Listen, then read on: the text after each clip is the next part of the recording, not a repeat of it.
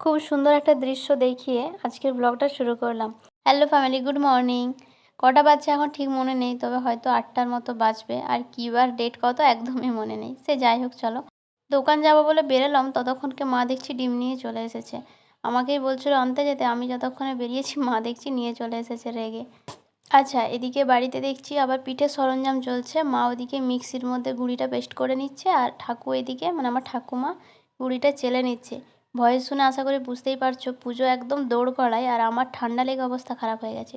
ও আজ আবার তালের পিঠে, সেই জন্য তালটা এখানে মাড়া চলছে। আর আমাদের এই গ্রামের দিকে বেশিরভাগ সময় এই ঝুড়ি দিয়ে তালটা মাড়া হয়। এটা পরিষ্কার ঝুড়ি, শুধুমাত্র তালের জন্যই কেনা হয়েছে। ভিডিওটা যেদিনে বানিয়েছিলাম ততদিন আমি সুস্থ ছিলাম, আজ যে ভয়েস দিচ্ছি আজ বোধহয় তৃতীয়া। আজই আমার ঠান্ডা লেগে অবস্থা খারাপ। এদিকে বিকেলবেলা একটু মোমো দোকানে এসেছি, একটু বাইরের দিকে গেছিলাম সেই দিন। তো মোমো দোকানে যাওয়ার সময় ভাবলাম মোমো কিনে নিয়ে যায়। আর এই জায়গাটাতে আমি মোমো খেতে আসি প্রত্যেকবার। তোমাদেরকে কোনোবারই আমি দেখাতে পারি না, রাত্রেবেলা আসি তো সেই কারণে। আজকে দিনের বেলা এলাম, তাই জন্য ভাবলাম একটু জায়গাটা দেখিয়ে দিই।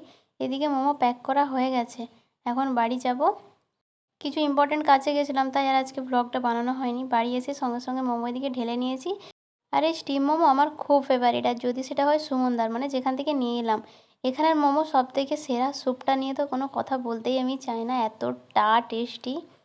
চলো তাহলে আজকের মিনি ব্লগ এখানেই রাখছি, বেশি কথা বলতে পারছি না, খুবই শরীরটা খারাপ লাগছে। টাটা।